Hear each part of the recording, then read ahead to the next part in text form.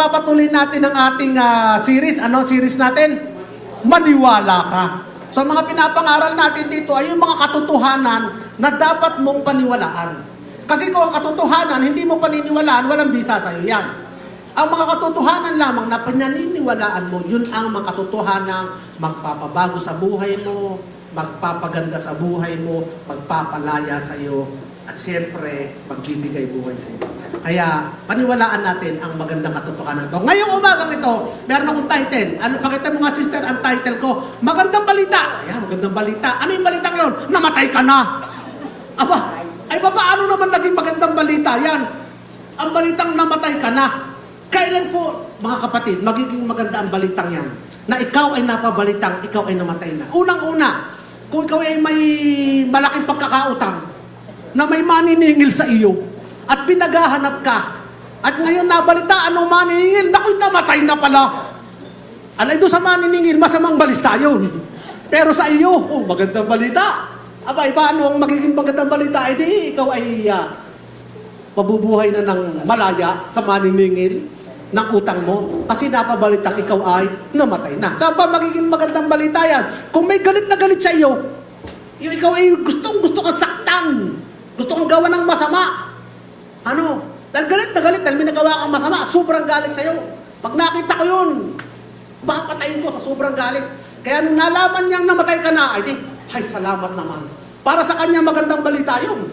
Pero para sa iyo, magandang balita din. Abay, dahil ikaw ay hindi na niya hahanapin.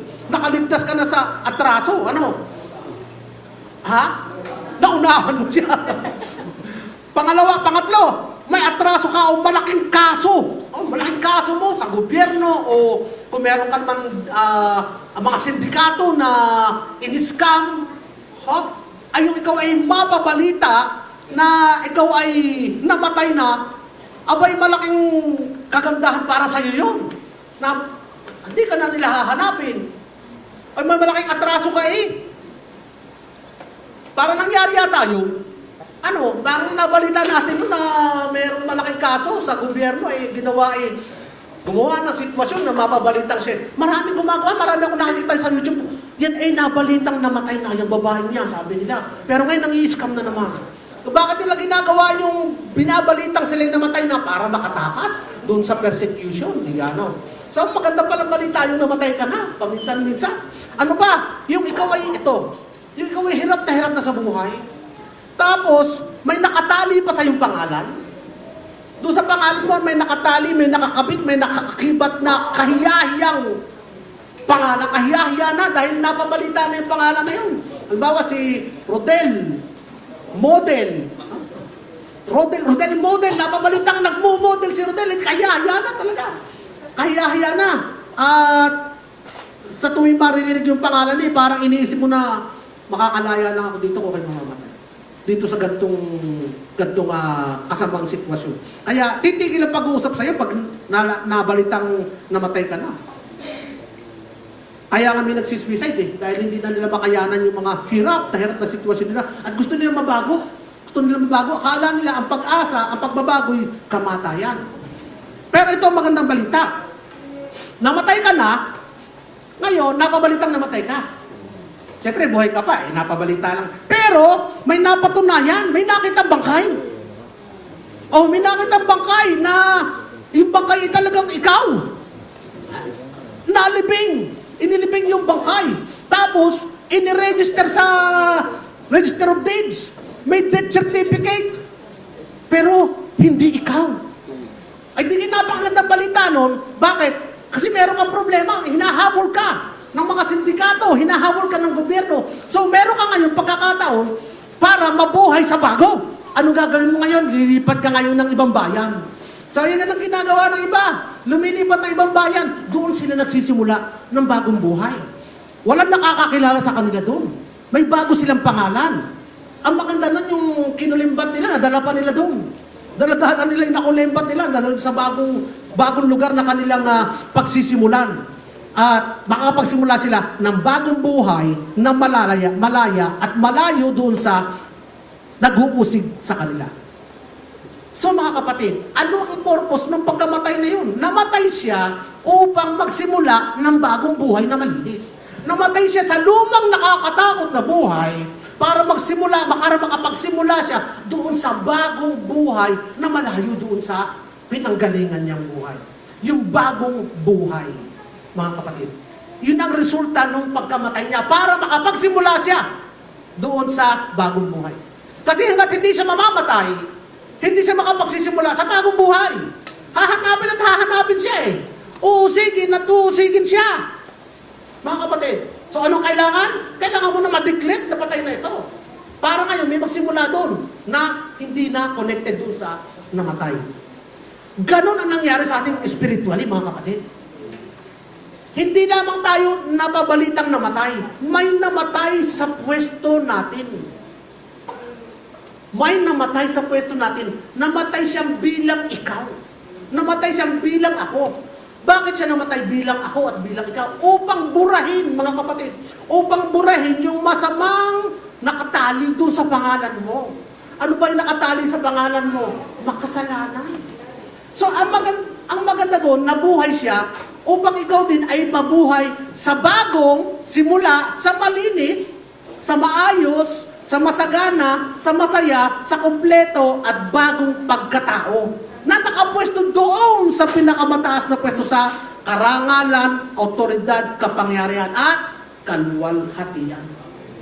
So siya ang namatay, hindi lang para, kundi siya mismo ang namatay sa pwesto natin, mga kapatid. Anong tawag doon? Proxy. May nag-proxy sa iyong kamatayan. May nag-substitute sa iyong kamatayan, mga kapatid. Anong klaseng kamatayan? Yung ba yung uminom ng pills? Yung ba yung binangungot? Hindi, kapatid. Anong klaseng kamatayan na kailangan kamatayan? Masakit, mahirap na kamatayan. Hindi lang basta torture, mga kapatid. Talagang super pahirap na klaseng kamatayan. Ay may nag-proxy sa'yo doon. May nag-substitute para sa'yo doon upang hindi ikaw ang dumanas noon. Di ba maganda, kapatid, yun? Hindi lang para sa ating kundi siya mismo. Bakit? Upang ikaw ngayon ay may turing na namatay na sa kasalanan. Upang ituring, upang makonsider na ikaw ay namatay na sa kasalanan. Ngunit, ikaw ngayon ay buhay. Buhay saan? Buhay sa Diyos.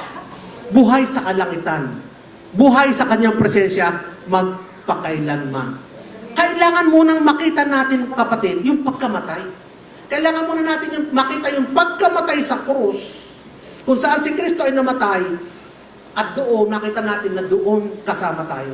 Kailangan mo nang makita natin na bago magkaroon ng resurrection, meron munang kamatayan. Bago magkaroon ng bagong buhay o new life, meron munang death. So, death before resurrection, death before life, death before being born again. Bago ka naging born again, there is nagkaroon muna ng kamatayan. Bago ka nagkaroon ng bagong buhay, nagkaroon muna ng namatay. Bago ka nagkaroon ng resurrection, meron muna namatay, kapatid. So, makikita natin, mga kapatid, dito, pag binasa natin ang 2 Corinthians chapter 5, verse 14, ito ang nakasulat. Sapagkat natitiyak naming may isang namatay para sa lahat. Kung kaya't ang lahat ay, basahin nyo nga, mabibilang ng patay. Amen. Kasama ka ba sa lahat? Yes. Ikaw ay pwede nang ituring na napatay. Namatay siya para sa lahat. Again, proxy, substitute, upang ang mga nabubuhay ngayon ay huwag nang mabuhay para sa sarili, kundi para kay Kristo na namatay at muling nabuhay para sa kanila. Hindi ba magandang palakpakan ng Panginoon dito? Palakpakan naman natin sila. Ibig nang sabihin, kapatid, may nag-substitute sa iyo na dapat sanang ikaw ang mamatay. May nag-substitute. At ngayon, ikaw ay namatay na. Meron ka ngayong pag-asa ng bagong buhay. Wala ka na doon, hindi ka na pinaghahabol ng mga pinagkakautangan mo, ng mga sindikato, ng gobyerno, kung saan sinalagta mo. Wala na yung, naandun yung galit. So ano nangyari? May nag-substitute sa iyo na pinatay para doon sa pwesto mo upang ngayon ikaw ay magsisimula sa bagong buhay. Wala na yung pagtuligsa sa iyo, wala na yung galit, kundi bagong buhay. Amen mga kapatid. Kaya nga, pag tumingin ka ngayon sa krus, dapat mga kapatid, pag tumingin tayo sa krus, nakikita natin si Jesus sa krus, tama. Pero dapat nakikita din natin sarili natin doon eh. Nakikita nyo ba yung sarili niyo doon? Namatay kang kasama doon eh. So kasi pag nakita mo, sarili mo doon nakasamang namatay, malaking bagay yung mga kapatid eh. Malaking bagay. Bakit? May kahulugan kasi yun eh. May dudulot na kabutihan yun at ito yung pag-aaral. Ano ang kahulugan ng magandang balitang ito? Makita mo ikay namatay. Nakasama na Jesus sa krus. Ito mga kapatid yun. Number 1, ang pagkagapi sa kasalanan at kamatayan. Kung si Jesus ay namatay sa krus, ikaw ay namatay na kasama niya, ano nangyari doon? Nagapi ang kasalanan at kamatayan. Basahin natin ito mga kapatid. Hindi pala, huwag natin basahin. Ako babasa mamaya. Kasi dalawang kamatayan ang nakatakda sa lahat ng tao. Ano ang kamatayan nakatakda sa lahat ng tao? Physical na kamatayan. Pangalawa, spiritual na kamatayan. Ang physical na kamatayan, alam naman natin lahat ng tao dadaan doon.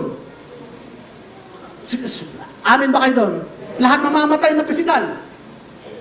Baka meron sa inyo masasabing, hindi siya mamamatay, baka may agimat o ano man. Isang araw, lalapit kayo sa akin, Pastor James, pakipray naman, mamatay na sana. Meron kasi ganun eh. Lahat ay dadaan sa physical na kamatayan. Pero mga kapatid, yung sa pangalawang kamatayan, yung spiritual na kamatayan, hindi lahat dadaan doon. Bakit? Sino lamang ang dadaan doon? Yung hindi pa namatay na spiritual. Yung hindi tumanggap kay Jesus, dadaan sila sa pangalawang kamatayan, kamatayang spiritual. Pero ikaw kapatid, namatay na! Namatay ka na eh! Nakasama ni Jesus, hindi ka na dadaan doon kasi namatay ka na ngayon, nakasama ni Jesus. Amen mga kapatid. Kaya yun ang mabuting balita, namatay na tayo sa spiritual na kamatayan sa pamamagitan ng kamatayan ni Jesus. At sa kanyang pagkabuhay, mga kapatid, nabuhay din ng espiritong hindi na mamamatay magpakailanman. Kaya mga kapatid, yung physical death ay doorway lang. Ito lagi natin sinasabi. Ito yung doorway lang, hindi ito kinatatakutan. Pagka may tayong service, pagka may namatay, huwag naman sana ulit. Nakapagod na. Pagka may namatay, nakapatiran. Ito lagi pinapangaral natin, ang kamatayan ay hindi dapat katakutan sapagkat ito ay doorway lamang. Yun ay para sa mga ligtas. Yun ay para sa mga namatay na nakasama ni Jesus. Pero, sa mga hindi ligtas, ay dapat yung katakutan sapagkat yung doorway na yan papunta sa impyerno. Yung mga ligtas na doorway lamang papunta saan? Papunta sa presensya ng Panginoon. Pero kung ikaw ay hindi ligtas, ang pinto ng kamatayan ay doorway papunta sa impyerno. Pero maganda nito, ginapi na ni Jesus ang kamatayan at kasalanan. Kasi si Jesus, hindi lamang namatay si Jesus nung last week 2,000 years ago. Si Jesus hindi lamang namatay at nahiga doon sa tomb. Siya ay pumunta sa kinaroroonan ng mga patay. Pumunta si Jesus sa impyerno for 3 days. Bumaba sa impyerno si Jesus. At pagkatapos bumaba sa impyerno, ano sabi ng iba? Pag pumunta ka ng impyerno, hindi ka na makakalis. Oo, sigurado yun. Kasi si Satanas ang may hawak ng susi ng impyerno at ng kamatayan. Pero si Jesus, ano ginawa niya? Pumunta siya doon, winasak niya si Satanas, kinuha ang susi, umalis sa impyerno, bumangon mula sa mga patay. Anong ibig sabihin ng mga kapatid? Ay di ibig sabihin ng powerless na ang kamatayan. Wala nang power. Kasi nilampasan na ni Jesus eh. Wala nang power ang kamatayan. Wala nang power. Kung wala ang power ang kamatayan kay Jesus at ikaw kasama ni Jesus, wala nang power sa iyo, mga kapatid. Sabi nga ng Hebrews chapter 2, verse 14-15, naging tao rin si Jesus at tulad nila'y may laman at dugo. Paano mamamatay ang isang walang laman at dugo? Kailangan niya magkaroon ng laman at dugo. Paano mamamatay ang walang laman at walang dugo? Ano yung battery operated, Pastor Del? Tina-turn off? Hindi, kailangan mo magkaroon ng laman at ng dugo upang mamatay. Kasi pag na-separate na yung dugo sa laman, mamamatay kasi ang dugo, siya ang buhay. Dugo kasi ang buhay. Upang mamatay, kailangan ni Jesus magkaroon ng laman at dugo. Ginawa niya ito upang sa pamamagitan ng kanyang kamatayan, ano daw? Ay mawasak niya ang diablo na siyang may kapangyarihan sa kamatayan. Yun ang purpose niya, namatay siya para wasakin ang diablo who holds the key of death. upang wasakin ng dyablo na siyang naghahawak, na siyang may kapangyarihan sa kamatayan. Sa pamamagitan din ng kanyang kamatayan ay pinalaya niya ang lahat ng tao na buong buhay nila'y inalipin ng takot sa kamatayan. Ikaw ba kapatid ay inaalipin ng takot sa kamatayan? Ikaw ba kapatid ay natatakot sa kamatayan? Yan lagi ang panakot ni Satanas kamatayan Pero kaya sila natatakot sa kamatayan dahil alam nila na wala silang pupuntahan kundi doon sa kapahamakan. Pero kapag alam mo na ikaw ay hindi pupunta doon sa kapahamakan, walang takot sa iyo ang kamatayan. Kasi nga, walang power ang kamatayan. Kay Jesus, walang power din ang kamatayan sa atin. Maaari tayong mamatay physically, pero hindi yun ang total na kamatayan. Sapagkat ang kamatayan na dadaan natin ay doorway lang papunta sa presensya ng Panginoon. Kaya mabuting balita, palakpakan natin. Mabuting balita, kapatid, na namatay ka na. Magandang balita yun, namatay ka kasama ni Kristo. Magandang balita, talo na ang death, talo na ang sin. Malaya ka sa lahat ng pangit. Malaya ka na sa lahat ng pangit. O kung pangit ang asawa mo, malaya ka na. Huwag mo tingnan ang asawa mo. Ibig sabihin ko nung malaya sa lahat ng pangit, sa physical kasi sa mundo, pag namatay ka, yung asawang pangit, pwede na mag-asawa ng iba? Pwede na. Namatay ka na kung pwede na siya mag-asawa ng iba, hindi mo na siya asawa. Ibig sabihin, malaya na siya na maghanap. Malaya ka na din mula sa kanya kasi namatay ka na. Ganon din sa buhay natin mga kapatid. Malaya na tayo sa pangit. Ano yung pangit na buhay? Pangit kasi yung asawa natin Dati tayo makasalanan, pinanganak na makasalanan. Naging asawa natin ng kasalanan. Kasama nun ang lahat ng kamag-anak ng kasalanan. Parang Pilipino, pag nag-asawa ka, pati kamag-anak, asawa mo na din. Ano yung mga kamag-anak ng kasalanan? Ay di lahat. Andun ang kamalasan, andun ang sumpa, andun ang sakit, andun ang karamdaman, andun ang paghihirap, andun ang kamatayan. So malaya ka na din dun noong namatay ka, mga kapatid. Kaya nga, ang namatay kasama ni Kristo, ibig sabihin, patay ka na rin sa takot sa kamatayan. Hindi ka na pwedeng takutin ng kamatayan. Hindi ka na takot sa kamatayan. Bakit? Bakit hindi ka na takot sa kamatayan, kapatid? Kasi namatay ka na Tama? Pwede ba ipanakot sa iyo yung isang bagay na nalampasan mo na? Tama? Hindi ka na pwedeng takutin. Sasabihin ng tatay mo, hindi ka pakakainin ng Jollibee. Kakakain mo lang ng Jollibee. Pwede kayo panakot yun? Hindi na. Ganun din ang kamatayan. Hindi pwede panakot sa iyo. Namatay ka na Namatay ka na So, ang sabi ng Bible sa Mateo chapter 10 verse 28, huwag kayong matakot sa mga pumapatay ng katawan, ngunit hindi kayang pumatay ng kaluluwa. Sa halip, ang katakutan ninyo ay ang mga may kapangyarihang magtapo ng kaluluwa at katawan sa impyerno. Ibig sabihin ng pangalawang kamatayan. So, ang mga kamatayan na natitira na lang, nahaharapin natin, mga kapatid. Kung ikaw ay sumampalataya kay Kristo, namatay ka na. Anong kamatayan na lang ang haharapin mo? Physical na lang. So yung physical na kamatayan ay yung klase ng kamatayan na hindi kinatatakutan ng mananampalataya. Amin mga kapatid. Hindi maka-amin ang kongregasyon. Amin mga kapatid. Hindi ka dapat natatakot sa kamatayan. Kasi hindi ka nadadaan doon sa pangalawang kamatayan. Amin mga kapatid. Amen. Sabi ng isa, Amen. Mga kapatid, talo na rin ang kasalanan, hindi lang kamatayan. Hindi ka rin nakikipaglaban para talunin ang kasalanan. Hindi ka nakikipaglaban para talunin ang kasalanan. Bakit?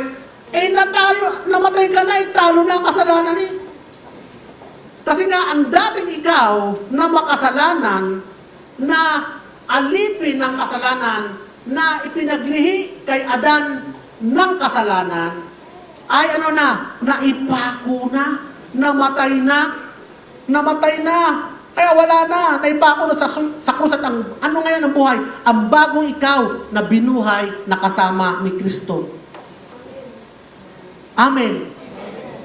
Basahin natin Roma 6 verse 6. Alam natin na ang dati nating pagkatao ay naipako na sa krus kasama niya upang mamatay ang ating makasalanang pagkatao at nang hindi na tayo mapaalipin pa sa kasalanan. Sino ang namatay, mga kapatid? Yung dating makasalanang pagkatao. Yung dating nagpipilit maging mabuti pero hindi niya magawa. Yung dating ang gustong-gustong gawin ay lahat ng masama. Kasama na rin doon, alipin siya ng lahat ng pinsan ni kasalanan. Which is yung sakit, karamdaman, sumpa, paghihirap, at ano pang lahat ng masama sa mundo ito. Mga kapatid. Yun ang yun ang namatay. So, ang lumang aliping makasalanang pagkatao, ang pagkataong sinumpa, bihag ni Satanas, bihag ng Diablo, kaya nga may karga, kaya siya lagi may karga kasi punong-puno ng masamang espiritu. Bakit punong-puno ng masamang espiritu? At home na at home. Ang masamang espiritu sa kanya, ang pagkataong may malaking utang sa Diyos, may malaking utang ka sa Diyos, kapatid, dati. Ang pagkataong nakatakdang humarap sa hukuman, sa harap ng korte ng Diyos, at paghusga at hatulan ng itong parusa, makasalanan ka, dapat sa iyo ay kamatayan. Hindi lang kamatayan, kamatayang walang hanggan. Ang pagkataong walang maaaring tanggaping mabuti sa Diyos, kundi hagupit at galit ng Diyos. Yun ang namatay. Ang taong walang maaasahang mabuti sa Diyos, kundi galit at hagupit ng Diyos, yun ang namatay, mga kapatid. So, ang tagumpay laban sa kasalanan at kamatayan ay hindi pa darating bukas. Hindi pa darating pag namatay ka, kapatid, ng pisikal, kundi na sa atin na ito ngayon. Ngayon! Sabihin nyo nga ngayon! Basahin nyo ito, 2 Corinthians chapter 15, verse 57. Magpasalamat tayo sa Diyos na nagbigay sa atin ng tagumpay sa pamamagitan ng ating Panginoong Hesukristo, mga kapatid. Nagbigay o magbibigay. Nagbigay ng tagumpay. Tagumpay saan ba yan? Sa kamatayan at sa kasalanan. Tagumpay! Tagumpay! Tagumpay na, kapatid. Kaya, mga kapatid, may isang katotohanan. Ito matagal na ito eh. Hindi naman ngayon lang ito eh, pero hindi natin napapansin. Hindi kasi binibigyan pansin na ang isang katotohanan na kapag naintindihan natin ito, mga kapatid, babaguhin ito kung paano natin nakikita ang sarili natin. At kung pag iba na ang pagtingin mo sarili mo, babaguhin ito kung paano ka humarap sa tukso. Babaguhin ito kung paano ka humarap pati sa mga sakit. Pati sa mga problema sa buhay, pati sa mismong kamatayan. Mababago ang buhay mo. Kasi, basahin nito, because, next slide, because the finished work of Christ is not just forgiveness plus heaven. It is the taking away of the old identity. So yung finished cross ni Jesus, hindi lamang pinatawad ng kasalanan mo at tapos sinabing pupunta ka sa langit. Hindi, mga kapatid. Hindi lamang yun. Kasama doon ang pag-aalis ng lumang identity mo, lumang pagkatao. Sino yung pagkatao yun? Yun yung sinumpang pagkatao. Yung pagkataong makasalanan, yung pagkataong walang aasahan sa Diyos, yung pagkataong gapi, yung pagkataong gusto lahat ay bisyo, yung pagkataong puro problema, sakit, karamdaman, at sumpa. Yun ang inalis, mga kapatid. At hindi lamang natapos doon, inirestore pa ang lumang original na identity natin at relationship sa Diyos. Ano ba yung luma nating identity, original, intended identity ng Diyos para sa atin? Di ba't si Eva at Adan? Ay ngayon, mas maganda pa doon yung relasyon mo. Kung si Eva at Adan dati ay lumalakad na kasama ng Diyos, ikaw hindi. Ngayon, ikaw kapatid, nakaupong kasama ng Diyos. Di ba mas magandang sitwasyon yung palapakan natin ng Panginoon? Si Eva at Adan. Si Eva at Adan, hindi sila nakakain ng fruit of life. From the tree of life, hindi sila nakakain doon. Ang kinain nila yung maling prutas, fruit of the knowledge of good and evil. Pero kapatid, ikaw, kumain tayo ng bread of life. Amen. Amen, palakpakan natin ang Panginoon. Ang pangako kay Eva at kay Adan ay prutas ng buhay. Tayo kapatid, sinabi ng Panginoon, Jesus is the bread of life. At si Jesus ay kinakain natin. Siya ay tinanggap natin. So, hindi ba mas maganda pa yung sitwasyon natin ngayon? kaysa kay Eva at Adan? Amen. Hallelujah. Kaya nga mga kapatid, yun ang unang benefit na nalaman mo na ikaw ay namatay na. Namatay ka din, nagabi na ang kasalanan at kamatayan. Pangalawa, ano ang benefit nito mga kapatid?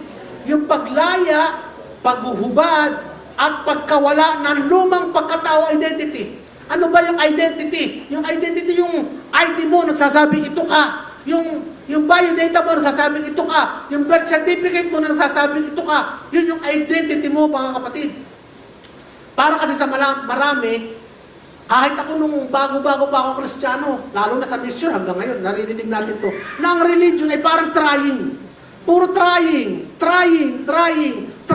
hard. Paano trying? Trying maging better. Trying maging good. Trying na mag-change ng lumang behavior. Yun ang trying tayo. Kaya maraming ayaw eh. Kasi alam nila, they will try at alam nila, they will fail. Alam mo kapatid, pagka pipilitin mo lamang na iwanan ng pagsusugal at pag-iinom, tatanggapin ka na sa Diyos. Ang hirap nun, mga kapatid. Hindi pa kakilala ang Panginoon eh. Pero sasabihin, na kailangan mong iwanan yun para tanggapin ka ng Diyos. Ay, hindi mo magagawa yun. Pangalawa, trying to overcome sin. Yun na nga. Trying to win over all the struggle. Pinipilit na mapagtagumpayan ang lumang mga habit na kasalanan. Trying to please God. Trying to be acceptable to God. Trying to reach a level of heaven. Aba, kahit pa paano naman, pinipilit kong makakit na kaunti doon sa unang baitag sa kalangitan. Trying to gain a level of spiritual superiority. At least naman, I'm trying na maging iba sa mga ordinaryong mga believer. I'm trying. Puro trying. Trying na maging worthy. I'm trying my best para naman ako'y pagpalain ng Diyos. Para naman maging karapat-dapat akong pagpalain ng Diyos. Trying to deserve a reward from God. Puro trying. Hindi mo masama kapatid na mag-try. Hindi masama maging trying. Kaya lang, trying is tiring. Trying is depressing. Trying is disappointing. Trying is futile. Ano ibig sabihin ng futile? It is not possible. Trying is impossible sa atin. Impossible with man. At yung effort, yung hard work mo ay sayang lamang kung hindi nito mababago ang iyong identity. Ano mang effort mo na pagpipilit ay kulang kasi hindi naman mababago ang identity mo eh. Kaya po si Michael Jackson, sayang lamang. Gaano kadaming Clorox ang ibinuso sa kanyang balat para maging maputi. Gaano kadaming operasyon para tumangos ang ilong, para may straight ang buhok. Kahit siya'y itsurang maputi, mga kapatid, pagdating nila sa pagsasabit ng identity sa immigration kung saan nakasulat doon, Michael Jackson, race, black. Ay, ano sasabihin ni Michael Jackson? Bali, wala pala yung kanyang hirap, kaya, ow! Wala na. Iba na nga itsura mo, pero the real thing is ikaw ay black pa rin. In the same way, ganun ang religion, mga kapatid. Trying, but at the end, ang old identity mo pa din ang masusunod. At ano yung makasalanang identity. Ang kailangan muna, bahubad mo yung lumang identity mo at magkaroon ka ng bagong identity. Amen. Kaya hindi trying. Mabuti na lamang, ang gospel of grace ay hindi tungkol sa trying. Itong ating pinapangaral na mabuting balita, hindi trying. Dito wala kang maririnig na try until you die. Trying, hindi. Siya ay nagbigay. Dito, receiving. Dito, believing. Kaya nga, ang gospel ay hindi tungkol sa trying, ito tungkol sa change from old to new identity. Nung sinabi ni Pablo sa Romans chapter 6 na tayo ay ipinako ng kasama ni Kristo, hindi po ito symbolical, yung sinabing ipinako na. Ito po ay legal, spiritual reality. Kasi may death certificate na na-issue. At may birth certificate na na-issue sa kalangitan. May death certificate. Pastor, paano karoon death certificate? Basahin nyo na lang sa Revelation, nakasulat doon, sa aklat ng buhay. Nakasulat ang pangalan mo. Ibig sabihin, birth certificate. Bago ka napasulat doon, namatay ka muna. Nandun din. Kailan yung iyong birth and death certificate at the same time? Noong namatay ka, nagkaroon ka din ng new birth. So kung nakasulat ka sa aklat ng buhay, nakasulat din doon ang araw ng iyong kamatayan sa lumang pagkatao. So it is legal, spiritual reality mga kapatid. Hindi ito symbolical lamang. Sa isip at sa mata at sa pakikitungo ng Diyos, ay totoo ito. Kaya nga nung si Jesus ay pumunta sa krus, hindi lamang siya individual, hindi lamang siya nag-iisa, siya ay pumunta bilang kapalit natin, kapalit mo, bilang representative ng buong humanity to suffer death para ang bago nila lang ay mabuhay. Siya ay proxy, siya ay sub. Ano ba ang ibig sabihin ng proxy at sub? Si Abraham, sabi ng Panginoon, Abraham, ialay mo ang iyong anak na si Isaac. So umakyat ngayon si Abraham, kasama si Isaac. Si Isaac ang may dalang ng kahoy. Kaya symbolism din yun ng Christ. Si Christ kasi, siya din na nagdala ng cross. So nung umakyat si Abraham, kasama si Isaac, iaalay ni Abraham si Isaac. Ibig sabihin ng pag-aalay din mga kapatid, hindi tulad ng pag-aalay dito ngayon. Na dadali mo lang kay pastor, okay, dedicate na, pag-pray natin, hindi. Iaalay, ibig sabihin doon, papatayin. Kasi ganun ka na mag-aalay ng mga tupa pinapatay. Pero ano nangyari mga kapatid? Nung papatay, nung isasaksakin na, si Isaac, nagkaroon ng substitute kay Isaac. Yung ram, yung kambing na naipit, na sinadya ng Diyos, na maipit doon sa mga bushes, siya ngayon ang kinuha upang siya ang mamatay. Ibig sabihin mga kapatid, yung ram o yung kambing, siya ang naging substitute kay Isaac. Pero sa mata ba ng Diyos, hindi na iaalay si Isaac? Naialay! Sa mata ba ng Diyos, hindi na satisfy ni Abraham ang requirement ng Diyos? Na-satisfy! So it's done, it's okay, it's accepted. Pero namatay ba si Isaac? Hindi. Kasi merong ram na isinubstitute ang Diyos para kay Isaac. In the same way, kapatid, namatay ka ba ngayon? Patay ka ba ngayon physically? Hindi. Kasi merong sinubstitute ang Diyos para sa iyo, who is our substitute, Jesus Christ para naman sa atin. Hallelujah. Kaya, sasabihin, pambihira naman ang Diyos na ito. Nag-iisa na ang anak ni Isaac, ay hihingin pa. Sasabihin, parang malupit yan Diyos na yun, mga kapatid. Pinakita lamang ng Diyos na kaya niyang gawin yung hinihingi niya kay Abraham. Bakit? Kasi ang nag-iisa niyang anak, inalay niya, hindi niya nilagyan ng ibang substitute, inalay niya para sa atin. Actually, siya ang nag-substitute para sa atin. Amen mga kapatid? Di ba magandang balita yun? Magandang balita yun. Kaya nga sasabihin ng iba, malupit ang Diyos dahil si Abraham ay hininga ng... Hindi, ginawa talaga ng Diyos. Yung nag-iisa niyang anak, kinalay niya para sa atin. So hindi humihingi ang Diyos nang hindi niya kaya gawin. In fact, ang buti nga ng Diyos kasi nung papatay na si Abraham, siya nga nagbigay ng substitute. Siya nga nagbigay ng proxy. Siya nga nagbigay ng sub. Which, at the end, in the eyes of God, everything is satisfied. Yung requirement ng Diyos for sacrifice at yung kamatayan ni Isaac, everything was satisfied. Pero hindi namatay si Isaac because God acted and made a substitute. Kaya nga, namatay ka na. Galatians chapter 2, verse 20. Ako ay ipinako na sa krus na kasama ni Kristo. Linaw-linaw dyan Ako ipinako na sa krus kasama ni Kristo. Diyan nakakaiba po yung trying hard na nag-i-struggle sa mga kasalanan, nag-i-struggle sa buhay. Paano ka mag-i-struggle kapag ka nakita mo, ako pala naipako na ni Jesus, napako na rin kasama ni Jesus sa krus. Ako pala napapako na din. Paano pa ako mag-i-struggle? Ibig sabihin niya, may victory ka na.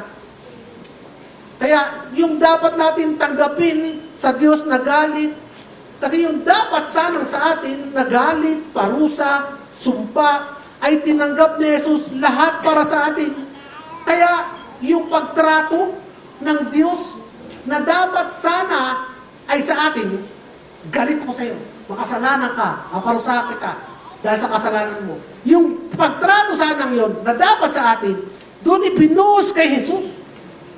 Upang yung pagtrato naman ng Diyos na pagmamahal kay Jesus, siya naman ibubuhos sa atin. Nakikinig kayo? Do you hear what I said? Naririnig yung mga kapatid? Ulitin ko. Makinig kayo. Yung pagtrato ng Diyos na galit sa atin, ibinuhos lahat kay Jesus. Upang yung pagtrato naman ng Diyos ng pagmamahal at pag-ibig kay Jesus, ibinubuhos ngayon sa atin. Ulit, palakpakan natin ang Panginoon. Ano ba yung pagtrato ng Diyos? Yung pagmamahal, yung pag-ibig, yung pabor, yung pagkalinga, yung pag-iingat, yung pagpapala, yung biyaya. Yun ngayon ang ating tinatanggap. Kasi sa krus, kasama yun sa divine exchange. Yung krus is a place of divine exchange. Kasi sa krus, naganap yung divine justice. Ano ba yung divine justice? Ay, ang kasalanan ay dapat maparusahan. Kaya huwag niyo sasabihin, ang Diyos ay walang justice. Kasi hindi naman pinaparusahan yung makasalanan. No, pinarusahan talaga ang makasalanan. Nagbayad kasi ang makasalanan. Sino yung nagbayad na yun? Si Jesus. Kasi si Jesus itinuring na kasalanan ng Diyos. Kaya nagkaroon ng divine justice nung namatay si Kristo, namatay ka rin na isang makasalanan. So magandang balita, hinubad mo yung luma mong pagkatao. So nung si Kristo ay pinako sa krus, sino ang kasama ng pinako? Siyempre kasalanan, ano? Pero tayo, sinong tayo? Yung old nature natin, kasama ng pinako, yung dating ikaw. Ano ba yung dating ikaw? Punong-puno ka ng takot, hindi lamang kasalanan. Punong-puno ka ng condemnation. Alipin ka ng kasalanan. Alipin ka ng sumpa. Alila ka ni Satanas. Alipin ka ng kautusan. At yung luma mong pagkatao yan ay tuluyan ng namatay. Sabi na Roma 6:6, alam natin na ang dati nating pagkatao ay naipako na sa krus kasama niya upang mamatay ang ating makasalanang pagkatao at nang hindi na tayo maalipin ng kasalanan. Hindi ka na alipin ng kasalanan. Kaya nga next time kapatid, when you see the cross, you see Christ, but you must also see yourself hung on the cross. At pagkatapos ng kamatayan na kasama ni Jesus ay pagkabuhay naman sa isang bagong walang kasalanang pagkatao. Gets nyo mga kapatid? Namatay yung lumang makasalanang pagkatao, mabubuhay ngayon ng walang kasalanan. Banal na pagkatao. Banal na identity. Sabi ng 2 Corinthians 5:17, kaya kung nakipag-isa ka na kay Kristo, ang isang tao, isa na siyang bagong nilalang. Wala na ang dati niyang pagkatao. Sa halip ito'y napalitan na lang bago. Emphasis yun. Wala na ang luma. Wala na. Andyan pa ba? Tingnan nyo nga kung andyan pa ang luma. Sino ba yung lumang yun? Yung dating magnanakaw. Yung dating marites. Yung dating adik. Yung dating lasinggero. Sabungero. Babaero. Barbero. Pati barbero eh. Bakit? Kasi di ba pag nagpagupit kayo Pastor James, bago gupit ka, sino gumupit sa'yo? Nana, patay na. Bakit gano'n? Hindi naman. Tanungin nyo ako, sino gumupit sa akin? Pastor James, sino gumupit sa'yo? Si Mark. Ano ba si Mark? Wala na. Nasa si Mark? Wala na, patay na. Bakit patay na? Hindi pa yun ang pinag-aaralan natin. Namatay na kasi. Namatay na yung lumang pagkatao. Wala na yung lumang pagkatao. Wala na yung masama. Wala na yung walang galang sa Diyos. Wala na yung dating sinumpa ng kahirapan at kamalasan. Kapatid, nararamdaman mo ba ang sumpa ng kahirapan at kamalasan? Dapat hindi na. Kung meron ka man na-experience, kapatid, sabihin mo, hindi na ako yan. Patay na yung sinumpa ng kahirapan at kamalasan. Yung sakit at karamdaman, nararanasan mo ba yung sakit at karamdaman? Kung nararanasan mo pa, sabihin mo, hindi ako yan. Patay na yung dating sinumpa ng sakit at karamdaman. Ito yung kapatid Patay na yung luma. Saan ba lahat naka-attach yung lahat ng pangit? Di ba doon sa luma? Ano yung natitira? Ano pala yung nasa iyo ngayon? Yung bago na walang bahid ng pangit, mga kapatid. Kaya anong sagot?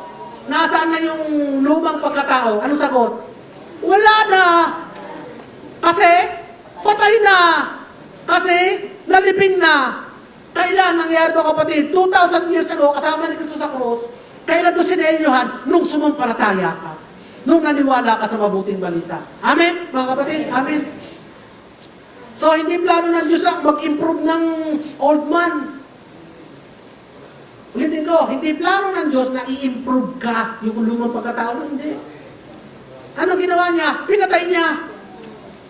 Kaya sabi ni Pablo, I am crucified with Christ. Hindi I am trying, hindi someday, kundi past tense, tapos na. Kasi marami po ngayon, mga kapatid, na mga mananampalataya na hindi mo natin maintindihan, ano ba, bago ka ba o luma? Kasi sa pangungusap nila, ito kanilang katwiran, I am just a sinner saved by grace.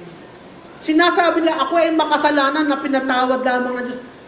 Nasaan na ba yung makasalanan? Hindi ba patay na? Mga kapatid, kasi ikaw ay, ang sinner nga ay pinako na. Hanong lumabas mula sa grave? Ay di ba yung bagong creation? Ibig sabihin, ang relationship mo sa kasalanan ay nabago na rin. Sino ang alipin ng kasalanan? Di ba yung luma? Yung dati, ano nangyari sa luma at dati? Ay patay na. Kaya ngayon, wala na itong legal authority sa iyo. Wala nang karapatan sa iyo, Romans 6:14. Pero kumakatok pa rin ba ang tukso? Kumakatok pa rin ang sakit? Kumakatok pa rin ang paghihirap? Pero papapasukin mo pa ba? Tatanggapin mo ba? Hindi na siya nakatira dun eh. Dati, wala kang magagawa. Pag-aari nila yun eh. Pero new management na, new ownership, wala na siyang karapatan doon. Kakatok at kakatok yan. Pero, hindi mo dapat pinapapasok. Kaya nga dapat maintindihan mo kapatid, yung lumang may-ari noon, patay na. Bago na naninirahan dito. Bago na ang naninirahan sa katawan ito. Bago naninirahan sa katawan na yan. Wala na yung dating naninirahan dyan na makakarumi. Amen mga kapatid. Na adik. Amen mga kapatid. Kaya nga mga kapatid, kung naniniwala kang ikaw pa rin yung old man na nagpupumilit maging banal, mabubuhay ka sa pagkatalo. Pero kung makikita mo na yung old man ay patay na, yung lumang pagkatao ay patay na ikaw ay united na with Christ in His resurrection, ay victorious ka na. Doon pa na sa paniniwala mo, kapatid, tagumpay ka na. Basahin natin, Roma 6:4. Basa. Sa makatuwid, tayo'y namatay na at nalibing na kasama niya sa pamamagitan ng bautismo upang kung paanong binuhay muli si Kristo sa pamamagitan ng dakilang kapangyarihan ng Ama, tayo rin ay magkakaroon ng panibagong buhay. Amen. Victorious ka na. Hindi ito positive thinking lang, kapatid. Hindi ito motivational, religious speaking lang. Ito ay finished work on the cross. Hindi sinasabing finished work. Nung sinabi kasi ni Jesus na, it is finished, hindi niya sinasabi doon na, it is finished, tapos na ako sa akin gagawin. It is finished, tapos na ako sa akin paghihirap. It is finished, tapos na ako sa pagsunod sa Ama. Hindi lamang yun na sinabi niyang it is finished. Ang ibig sabihin ng it is finished, tapos na ang proseso ng redemption sa lahat ng tao. Tapos na ang proseso ng pagliligtas na ang lahat. Tapos na ang paraan upang mailigtas ang tao. Nagawa na, it is done, it is seen, it is completed. Tapos na, kapatid. It is finished. Kaya lamang mga kapatid, ibig sabihin nun, mga kapatid, kasama ang kamatayan, kasama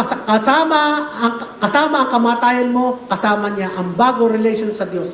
Yun, kasama dun, meron ka ng bagong relasyon sa Diyos. Kaya nga, it is final. Yung to die with Christ in His crucifixion, hindi lamang sa crucifixion, in His burial, ano sinisignify ng inilibing? Finality, tapos na. Pag ang inilibing na, tapos na. Hindi na hinuhukay. Meron ba kayong narinig na inilibing kahapon, ngayon maglalamay? Meron? Wala. Ang katapusan ng paglalamay ay pagnilibing, tapos na. Tapos na ang paglalamay. Ibig sabihin, final na. Hindi iniwan ni Jesus yung ang kanyang mga lumang pagkatao ay agaw buhay. Hindi niya iniwan sa ICU that someday baka may pag-asa pang mabubuhay. Na isang araw baka may pag-asa pang babangon uli. Hindi. Namatay at inilibing. Tapos.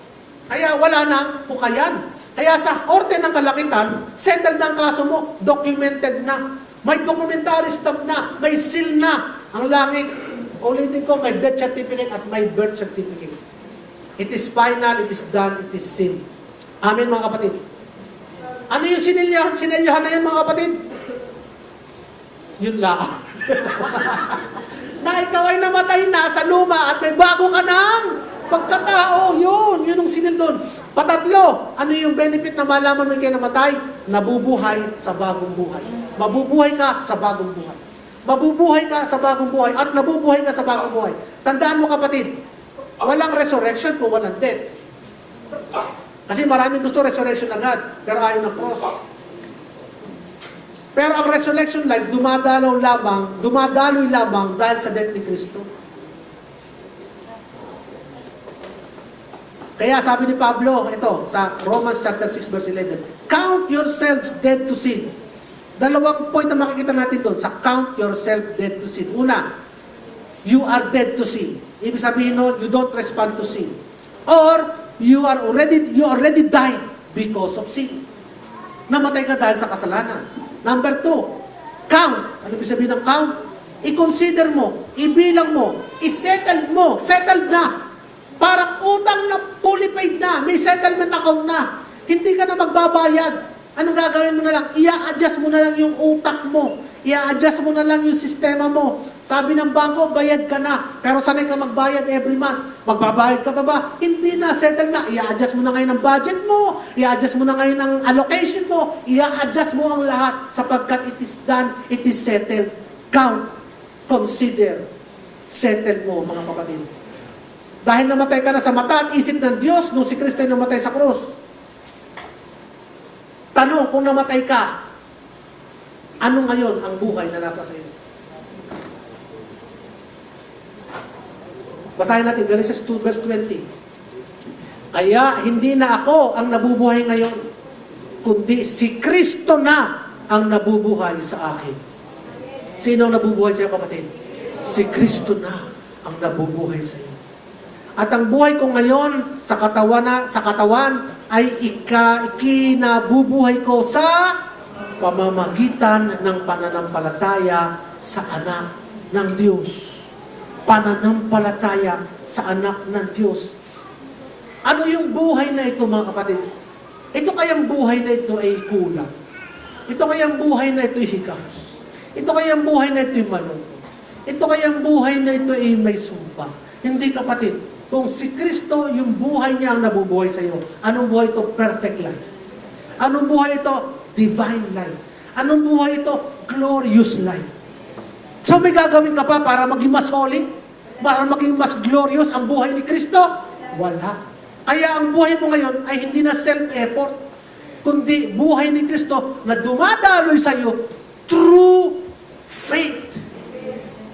Take note mga kapatid, true faith. Kailangan yung true faith na yan, hindi yung singer. Kundi yung true faith sa pamamagitan ng pananampalataya. Discussin natin later. Ang ibig din sabihin nito, yung luma mong pagkatao ay hindi na nadidefine sa'yo ngayon. Kasi sa mundo, lagi ipinapaalala sa'yo yung mga luma mong kamalian, yung luma mong mistake, yung nakaraan. Pero si Kristo, ang history mo, pakinggan niyo mga kapatid, kay Kristo ang history mo, nagsisimula sa resurrection life mo. Kung yung lumang pagkatao, wala na yung sa listahan ng Diyos. Wala yung sa history mo. Ano man nagawa mo, before ka magkaroon ng resurrection life, ibig sabihin, bago ka magkaroon ng bagong buhay, wala na yun sa listahan ng Diyos. Ang history mo ngayon is your resurrection life. Gagawa ka ngayon ng bagong history from the resurrection life. At ang maganda dito sa resurrection life, walang masamang record. Walang record ng kasalanan. Walang record ng kamalian. Bakit sasabihin ni Pastor James na walang record ng kasalanan? Ay alam ko nagkamali pa rin ako, nagkasala pa rin ako. Kasi ang sabi ng Bible, ang pagkakasala mo ay hindi na itinatara sa iyo. Kung hindi na tinatara sa iyo, ano ginagawa ng Diyos doon? Ay di kinakalimutan. Ano ang sinusulat sa iyong history? Yung mabubuti mong gawa. Yung mga gawa mo, nakaiga-igay sa Diyos. At sinabi ni Lord, lahat ng mabubuti mong gawa, hindi ko nakakalimutan, naghihintayan ng reward sa kalangitan. Amen? Di ba ang ganda ng history ng buhay mo? Amen? Hallelujah. Sabi ng Colossians chapter 2 verse 40, ngayon kung hindi pala sinusulat yung aking mga kasalanan, ay di tayo gagawa na ng kasalanan, Pastor Del. Aba, hindi pala sinusulat eh. Ano ang sagot doon? Paano ka gagawa ng kasalanan? Ay, yung makasalanan mong buhay, ay patay na nga. Sino nabubuhay sa'yo ngayon? Ay, di buhay ni Kristo. Paano ka magkakasala doon? Kung magkakasala ka man, hindi ikaw na yon. Yun ay daladala na lamang ng lumang pagkatao. Nasanay ang katawan na gumawa ng kasalanan. Pag-aralan natin yan. Hindi pa ako tapos, mahaba pa. Kaya maintindihan natin yan. Sabi ng Colossians chapter 2 verse 14, pinawalang bisa ang lahat ng naisulat na alituntunin laban sa atin. Kapatid, ang daming alituntunin na isulat sa iyo. Nung bata ka, sumagot ka sa magulang. Abay, may kautusan, igalang mo yung magulang, ay dinapalis na yan dati. Naku, nung bata ka, nagnakaw ka kay nanay. Naku, ay sabi sa kasulatan, do not steal, thou shalt not steal. Oh, number 8, commandment number 8. Nung bata ka, huwag kang mangangalunya. Ala, pag titingin mo doon sa kaganda nung asawa, kaganda nung sasakyan, kaganda nung bahay, ay lahat ay, akin na rin sana, nangalunya ka, mga kapatid. Commandment number 10. Kaya mga kapatid, ay yung listahan yun ay wala na, nabura na. Yung mga alituntunin laban sa atin, pati, ito ba maganda? Hindi lang yung alituntunin na binura, pati yung pananagutan. Ano yung pananagutan? Yung pagbabayad mo, yung iyong penalty, yung iyong parusang nakatakda sa iyo, yung iyong obligasyon, pati yun binura. Pero kung kayo may utang na pera, hindi nawawala yan dyan. Babayad ka pa rin, ha? Ang binura lamang ay yung sa spiritual na pananagutan. Tandaan nyo, ha? Spiritual na pananagutan. Which is far more worse than the physical na pananagutan. Kaya mo pagbayaran eh. Kung may utang kang pera sa mundo ito, kaya mo pagbayaran yan. Bakit hindi? Humingi ka galang sa iyong Diyos Ama na pinagbubulan ng lahat. Kaya ka hindi ka makabaon-baon sa utang. Kanino ka pumupunta? Kay kumare, kay kumpadre. Sa 5-6, ay alam mo na ikaw ay may relasyon na sa Ama na tulad ni Ebat ni Adan. Ebat Adan. Ay ano ba yung Ebat Adan yan? Di ba lumalakad lang yan sa paraiso? Di ba kumukuha lang yan? Nabumibatas lang yan, kumakain lang yan. Walang kulang, walang kauhawan. Ay sabi nga natin kanina, mas maganda yung pwesto mo ngayon sa kanila. Sapagkat sila naglalakad, ikaw nakaupo. At ikaw ay kumain ng bread of life. Kaya, bakit ba o kaya pinawi ang mga pananagutang nakaugnay sa iyo. Pinawi niya ang 5, 10, simula hanggang 18 years old, Pastor. Lahat! Hanggang ngayon? Hanggang ngayon. Palakpakan naman natin ang Panginoon. Eh dahil nga, Pastor, malinis na ulit, pwede tayo gumawa kasalanan? Abay, hindi mo ako naintindihan, namatay na nga ang lumang mahilig gumawa ng kasalanan. At kung yung bago man makagawa ng kasalanan, hindi napapalista. Sa harap ng Diyos, matuwid, banal, holy, karapat-dapat ng biyaya ang mga ito. So,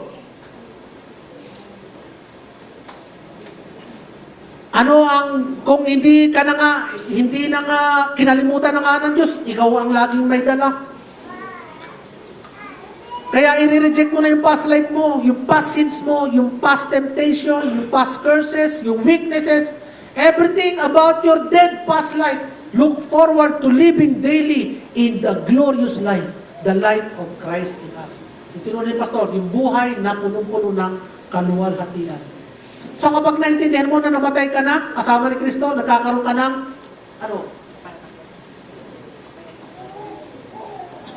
may peace ka, may peace. Hindi ka takot, hindi ka na natatakot, hindi ka nakakaba-kaba. Baka isang araw, pag hindi ako nakapagkumpisal, bago nakatulog, ako yung nag-away kami ni Mrs., ako yung nakatulog, baka pagising ko, nasa kalangatan na ako dyan, sabi, hindi ka nakipagbati sa asawa mo, sa impyerno punta mo. Hindi na, you're at peace. At dahil may peace ka, dapat nakipag-peace ka rin sa asawa mo. Amen, mga kapatid. May peace ka na eh. At ano pa mayroon sa'yo? Pagkakaroon ka ng peace, nagkakaroon ka ng boldness. Hindi kayong, pagka nagkasala ka, baka ako yung paluin ng Diyos, o baka hindi tingin ng panalangin sa akin. Hindi. Dahil alam mo kayo yung magkabati ng Diyos at hindi kayo nag-aaway. Dahil kahit kailanman, hindi ka niya itatakwil. Pagka kayo na nagkasala, sasabihin mo lang, Lord, salamat po dahil sa kinuha mo para sa akin. Ako'y kahit nagkasala, Lord God, ako'y katanggap-tanggap po pa rin sa'yo. At yung pagkakasala ko, sala nga po, Panginoon, yung tama ka, sala ako. Yun ang approach mo, hindi yung, isang linggo na ako mag-church. Next week na ako mag-church, pagka ako'y nakapagbasa-basa na ng Bible, ay, isama-sama mo na lang ako sa pagsimba. At baka mapatawad ako nila. Pakidamay-damay na lang ako. At ako muna ay, nahihiya ako sa Panginoon. Nahihiya ako. Ano yung kinahihiya mo? Patay na yun, lumang makasalanan yan eh. Pinako na kayo. Nakakahiya kung alam mo na pinatay na, pero gusto mo pa rin gawin. Ano pa mga kapatid? Meron kang peace, meron kang boldness. Kaya nga sabi ng unang Juan, chapter 4, verse 17, panatag ang ating kalooban para sa araw ng paghuhukom. Ano daw ang ating kalooban sa araw ng paghuhukom? Pag sinabi kong, bukas darating na si Jesus, maganda ka. Anong reaksyon mo? Panatag. Panatag ka. Maghuhukom na. Oo. Ano reaksyon mo? Panatag. Okay lang. Kasi panatag ka na. Kasi nga, para sa ano po kung sapagkat tayo'y tulad ni Kristo. Kahit nasa daigdig pang ito, tulad ka ni Kristo. Tumingin ka sa salamin mo. Tulad pala ako ni Kristo. Itong nagkakasalang ito, tulad ni Kristo. Ano ba si Kristo, mga kapatid? Siya'y lumakad na puspos, banal, abundant life, may kapangyarihan, may otoridad, may kaluwalhatian. Hindi nakakaya ng temptation. Kahit pag gutom na gutom, 40 days, 40 nights, na walang kain, tinukso ng tinapay, hindi bumigay. Ang iba sa atin, tinukso ng tinapay, bumigay. Oo. Ganun tayo, tulad tayo ni Kristo. Namatay, nabuhay. Kaya nga hindi mo tatanong sa Kanya, magagawa ko. Kaya ko kayo lampas. Hindi na. Sasabihin mo, nagawa ko na sa pamamagitan ng Jesus. Hindi ka natakot humarap sa judgment kasi burado na ang lahat ng pangit sa iyo. Patay ka na rin sa law o kautusan bilang system ng performance. Ano ba yung law o kautusan? Yan ang sistema upang tayo ay maging katanggap-tanggap para may grade, para magkaroon ng grade sa harap ng Diyos ng approval o acceptance. Wala na yun. Burado na yun, patay na yun. Sabi ng Roma, chapter 7, verse 4, namatay na kayo sa kautusan, sa pamamagitan ng katawan ni Kristo, at ngayon kayo ay kabilang na sa mga nakipag-isa sa Kanya sa muling, sa Kanya na muling binuhay. Kaya niyo ba sabihin niyo, kabilang na ako sa mga nakipag-isa sa Kanya na muling na binuhay? Kabilang na ako. Kapatid, kabilang ka na. Kabilang ka na sa nakipag-isa kay Kristo sa muling binuhay. Binuhay ka na? Muling binuhay. Binuhay na. So, hindi ka nag-earn ng righteousness ngayon, anong ginagawa mo? Tinatanggap mo na lamang ang righteousness ni Kristo. Kaya kapag tinitingnan ka ng Ama, hindi niya nakikita unfinished business. Tayo sasabi, I'm unfinished business. Ako ay work in progress. Ano ang sabi ng Ama? Completed work yan. Kasi ang nag-work dyan yung anak ko. At tumapos dyan yung anak ko, hindi naman ikaw eh. Kaya completed work yan. Finished work yan. Kaya nga mga kapatid, ang isang tao lumipat ng bansa, nag-migrate na, nagpalit na ng citizenship, hindi na siya sakop ng lumang kautusan at kaparusahan sa bayan na kanyang iniwan. Lumipat ka na rin ng kingdom. Bakit ka man namumuhay na parang nasa dati ka pa rin kingdom? Kung ikaw ay nasa Pilipinas, at lahat ng utang, obligasyon mo, lahat ng pananagutan mo, lahat ng na-break mo, ay sinuko mo ng citizenship mo. Nagkaroon ka ng bagong citizenship sa ibang bansa, hindi nasakop ng batas na yun. Ng batas ng Pilipinas, yung batas na i-apply sa ito. Wala na. New slate. Kasi nga, tayo mga kapatid, gano'n din tayo, nagbago ng address natin. Ano nga tayo? Saan tayo nakatira? Heaven, citizenship of heaven. Anong source mo? Sa mundo? Heaven din. Tandaan nyo, kung ang citizenship nyo ay heaven, anong source nyo? Heaven din kahit nasa mundo ka.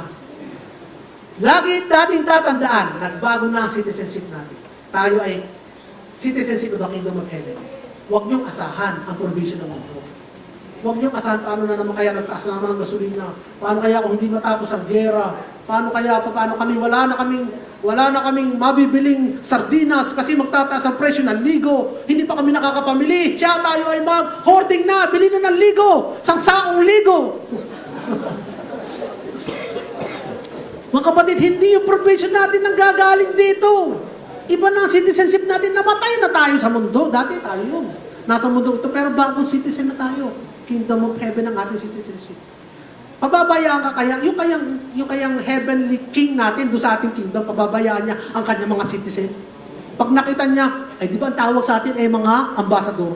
Pag yung mga ambassador niya, tayo yun, na pinadala dito, ay nagugutom sa palagay nyo, pababayaan ka ng may-ari ng kingdom of heaven natin, na citizenship natin. Hindi. Sinasabi ko sa inyo mga kapatid, tapatan, huwag kayong matatakot kung ano man nangyayari sa mundo na yun. Hindi ka taga rito. Tagalangit tayo. Yung iba taga-bagalangit, yung sa may papuntang mabini, taga-bagalangit. Pero tayo tagalangit. Amen, mga kapatid. At ang authority mo, at ang economy mo ay economy ng langit, mga kapatid. Kaya nga, anong identity mo? Identity mo, ikaw ay seated with Christ. Pinag-aralan na natin yan. Hindi ka striving, seated, resting, accomplished. Hindi mo hinahabol ang heaven. Inabot ka ng heaven. Inabot ka ni Kristo. Hindi mo hinahabol ng Diyos. Inabot ka ng Diyos, mga kapatid. At completed, successful siya sa pag-abot sa iyo. Kaya ang cross, ito ay nagdadala ng union. Cross, basahin natin. Ang cross, ang nagdala ng union. Doon ka pinag-isa kay Kristo sa cross. Ang resurrection, pagkabuhay ni Jesus, ang nagbigay ng buhay. Ang ascension, ang pag-akyat ni Jesus sa langit, ang nag-iwan ng otoridad sa iyo. At ang kamatayan, ang daan. Kaya nga, He died first, we died with Him.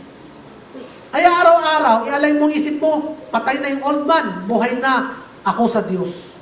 Kapag may tukso, hindi ko lalabanan. Baka sakali o papaano na naman kaya yan. Hindi sasabihin mo, baka na naman hindi ko mapagtagumpayan. Ang sasabihin mo, hindi mo sasabihin na, baka sana makaya ko. Hindi yung sasabihin mo, kundi, hindi na tugma sa akin yan eh. Hindi na ako yan eh. Ibang tao na ako eh. Kaya habang ginagawa mo ito mga kapatid, magre-reflect ang tunay na ikaw. Lalabas yung tunay na ikaw. Tadaanan natin yan. So, the greatest thing ito, the greatest thing about patay ka na sa lumang pagkatao ay upang mabuhay ka sa bagong pagkatao. Tandaan nyo lagi yun. Yun ang daan para magkaroon ka ng bagong pagkatao. Kaya yun ang purpose na ikay namatay upang magkaroon ka ng bagong pagkatao. Hindi ka iniwan sa kamatayan, paraan lang yun upang magkaroon ka ng bagong pagkatao. Kung saan ang buhay mo ngayon, hindi yung darating. Hindi ordinaryong buhay ng isang tao. Hindi ordinaryong tao. Hindi ka ordinaryong tao na tagalupa. Hindi buhay na ikaw ang may hawak. Ang buhay mo, hindi ikaw ang may hawak. Ang buhay na hindi ikaw ang gagawa. Hindi buhay na ikaw ang mag-iingat upang pagandahin. Hindi buhay na hindi mo alam kung anong ending. Kundi buhay ni Kristo, ang buhay na banal, buhay na abundant, puno ng buhay at pangwalang hanggan. Buhay na hawak at iniingatan ng Diyos. Yan ang buhay mo. Colossus 3, verse 3, sapagkat namatay na kayo at ang inyong buhay ay nakatago sa Diyos kasama ni Kristo. Si Kristo ang inyong buhay at kapag siya'y nahayag na, mahayag din kayong kasama niya at makakahati sa kanyang kaluwalhatian. Amen. Kaya ang resurrection po, mga kapatid, hindi lamang future hope, it is present. It is a present thing. Hindi try, kundi impartation. Ang buhay ay binibigay sa iyo, hindi pinagpipilitang ma-attain. Kaya nga, kung namatay ka na, and yet ngayon buhay na buhay ka, isang bagay lang, ibang klaseng buhay. Ano ibig sabihin nito? Pinatutunayan nito na patay na, that death has been conquered. Sabi nga ni Pablo, "Oh death, where is your sting?" Wala nang kapangyarihan sa iyo ang kamatayan. Kaya pang-apat, ang matuwid ay mabubuhay sa pananampalataya. Ngayon, narito ang marami nalilito. Nararamdaman ko pa rin, Pastor, gusto kong magkasala. Totoo yan. Kasi ang katawan natin ay nasa fallen world pa. At ang isip natin, kailangan pang magbago. Kailangan ka pang mag-renew. Kasi may nasanay na ang isip at laman, naging habit na. Mahirap alisin ang habit. Pero sa spirit, ang tunay na ikaw, ayos na ang buhay na kasama ni Kristo. Parang isang preso, alam niya na siya, hindi niya alam, na siya ibinayadan na yung utang niya, pinalalaya na siya, ay hindi siya umalis sa kulungan, kasi hindi niya alam na siya pinalaya na. Ganyan na maraming believer, legally free, pero mentally in prison, wala nang legal authority sa kanyang kasalanan. Pero ayaw umalis doon, inisip sa panya rin niya na meron pa rin legal authority sa kanyang kasalanan eh. Kaya ang namatay kasama ni Kristo, ibig sabihin, bayad na ang kasalanan, tapos na ang judgment. Tapos na ang judgment sa iyo. Na-judge ka na. Wala nang claim ang justice laban sa iyo. Wala nang hahabulin pa sa iyo. Colossians 2 verse 14, kaya walang condemnation sa mga taong na kay Kristo. Hindi less condemnation, hindi less penalty. Ano? Totally, wala. Amen? Baka, kasi iba, akala lang nila, less, nabawasan lang. No, totally, wala nang penalty. So, babalik tayo sa question na ito. Bakit nararamdaman ko pa rin na gusto ko pang mag-sing? Parang hindi ko nararamdaman o parang hindi ko feel na nagbago na ako. Aha! Yan ang sagot. Yun ang problema. Feel o ramdam. Nakadepende ka sa feeling o sa pakiramdam. Nakabase ka sa feeling. Mga kapatid, dito papasok ang faith. Anong ibig sabihin ng faith? Faith muna bago feel. Una muna ang faith. Una muna ang faith. Bago mo ma-feel ng isang bagay, kailangan may faith ka muna. In the same way, di ba, bago mo makita na ikay pinagaling, kailangan mo nang tanggapin mo na, Lord, ako pinagaling mo. Kailangan mo nang maging totoo sa'yo na ikaw ay pinagaling. Bago mo maramdaman ang kagalingan. Kaya nagsisimula mo na sa faith. Ganon din sa kakulangan. Wala naman kami kakainin. Paano mo sasabihin, Pastor, na kami mayaman sa Panginoon? Mga kapatid, kailangan mo na magkaroon ka ng peace na ikaw ay talagang mayaman sa Panginoon. Na hindi ka natatakot, na hindi ka agrabyado, ang isip mo, hindi nagwo-worry sa kinabukasan. Kasi alam mo, kahit hindi mo nakikita, alam mo, you know it in your heart, na ikaw ay mayaman. In the same way, ganun din dito, mga kapatid, you know in your heart, na ikaw ay bago nilalang. Amen, mga kapatid, you know it. For the righteous shall walk by faith. The righteous shall be governed by faith. The righteous shall be directed by faith. Hindi the righteous by feeling. By faith, mga kapatid. Ang faith mo ay may iba-ibang level. Una muna sa mind. Kailangan mo na maintindihan ko. Then, in your heart, bababa sa isip, sa puso mo. Tatanggapin ang puso ko. Then, lalabas sa bibig, in your mouth. Kaya, faith speaks, faith declares, faith announce. Ina-announce ito, mga kapatid. Kino-communicate ito sa sarili mo. Sinasabihin mo ba sa sarili mo, ikay matuwid? James, ikay matuwid. O sasabihin mo pa kayo nag-isa ko, nakakainis na sa sarili ito. Ganun ka ba? O sinasabi mo, ako'y matuwid na, ako'y banal na, ako'y bago nila lang, ako'y binago ng Diyos, ako'y walang sakit. Ano ako? Ako'y malusog. I am rich, I am strong, I am favored, I am victorious, I am a new man, I have the life of Christ. Ganun lagi. Buhay ka na kay Kristo eh. Kaya ang faith, mga kapatid, ay yung, ako naman may faith, kaya nga ako nagpe-pray kay Lord, Lord, tulungan mo po ako sa mga pagsubok. Ako naman may faith, kaya nga ako humihiling kay Lord, patawadin mo po sa akin nagawa. Hindi faith yun, kapatid. Ang faith ay pagtanggap at pag-agree sa binigay na sa iyo ng Diyos. At ang binigay sa iyo ng Diyos ay kapatawaran, ang binigay sa iyo ng Diyos ay bagong buhay, ang binigay sa iyo ng Diyos ay kagalingan. Saan ang gagawin mo? Faith is receiving.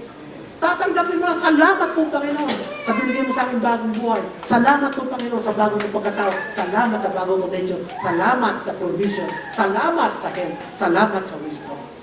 Because faith is believing on things unseen. Not asking for the things He has already given us. Tama po mga kapatid? Ulitin ko, ang akala nating pananampalataya ay yung paghingi sa mga bagay na wala kang nakikita. Kasi hindi mo matanggap, hindi mo paniwalaan, hindi mo panampalataya na naibigay na sa iyo yung mga kailangan. God has given us everything we need for life and godliness through the knowledge of Him. Amen mga kapatid, palakpakan natin. Kaya kasama dito yun, mga kapatid, yung pagtanggap. Hindi ito arrogance, hindi ito yabang. Ito ay agreement with heaven. Agreement sa sinasabi ng Diyos. Hindi ka nagpapakumbaba. Eh, isipin nyo ito, ha mga kapatid, kung merong magugupit ka, ginupitan ka, may magme-makeup ka, minake-upan ka, tapos sabi nung nag-makeup sa'yo, ito ang pinakamaganda kong makeup. Ito ang pinakamaganda sa iyo. Sabi mo, hindi naman. Papakumbaba ka, hindi naman. Sinong iniinsulto mo doon? Ay, hindi yung nag-makeup sa'yo. Iniinsulto mo yung gumawa sa'yo. In the same way, sinasabi ng Panginoon, you are the best of who you are. Hindi naman. Sinong iniinsulto mo? Ay, di ang Diyos na nagsasabi, you are the best of who you are. Amen, mga kapatid. Hari naway ako'y naiintindihan. Kasi sinabi ng Panginoon sino ba tayo para mag-disagree with what God said He already did to us? Sino ba tayo sabi, hindi pa naman Diyos nangyayari, hindi pa naman Diyos nagagawa, hindi ko pa makita Sino ka para mag-disagree? Doon nagsabing ginawa ko na tinapos ko. Na siya naman gumagawa, na siya naman tumapos. Kaya ang faith is to agree with what God has said, what He did to us. Ang battlefield ngayon is mind, hindi yung spirit. Spirit mo settled na. Ayos na yan, bago nilalang na yan. Ang laban na. Meron na turo sa atin, papakainin yung itim na aso. Kasi ang kalooban mo, espiritu mo, parang ano yun parang naglalabang aso. May itim na aso at may puting aso. Kung papakain mo dun kung papakainin mo yung itim na aso, siya mas magiging mas malakas. Kung papakainin mo yung puting aso, yun na mas magiging mas malakas. Kaya ikaw ay pakain dito, pakain doon. Wala ka na makain. Hindi kapatid. Ano tayo mga kapatid? We are dapat maging conscious ka doon sa ginawa sa iyo ng Panginoon. The battlefield is in the mind. Yung spirit mo settled na, finish na. Kailangan na lang i-renew mo ang mind. Marami ang sa atin na divided consciousness. Ano sabihin ng divided consciousness? Sa piling nila, mayroong lumang aso at may itim na aso at may puting aso sa kanilang kalooban. Naglalaban. Kaya divided consciousness. Anong tawag sa mga tao to? Talo. Do not expect to receive anything from God. Those who put doubt in their heart, who do not believe, do not expect anything to receive from God. Amen, mga kapatid. Sabi ng Colossians chapter 3, verse 2, set your mind on things above.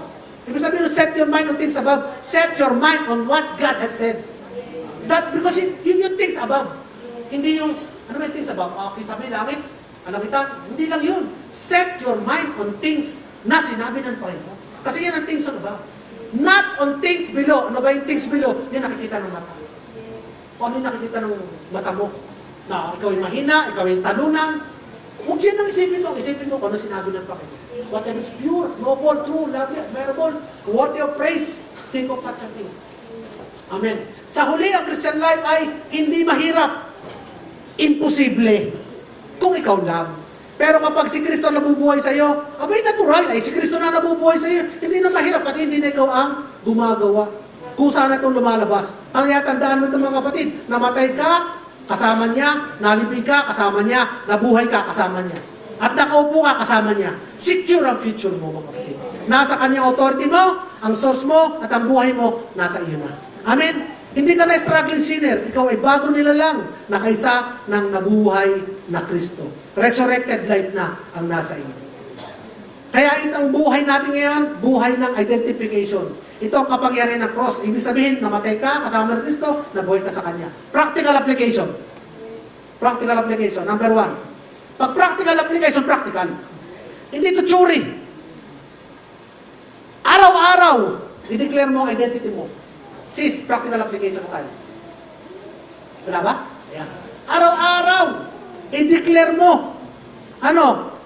Ang identity mo, ano yun? Pag-gising mo, huwag mo na tanungin kung anong klase kayong araw ang mangyayari ngayon. Ano kayong klase pagsubok na naman ang haharapin ko ngayon. Hindi, sabihin mo agad, patay na yung old self ko, buhay na ako kay Kristo. Ako ay banal, ako ay matuwid, ako ay malusog sa isip, sa salita, at sa gawa. Amen? Hindi ito positive thinking. Alignment ito ng reality ng langit. Alignment ito sa Word of God.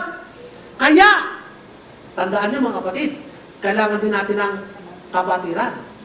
Alam niyo minsan, yung kasama mo pa sa bahay, siya pa yung nagdi-disagree sa'yo.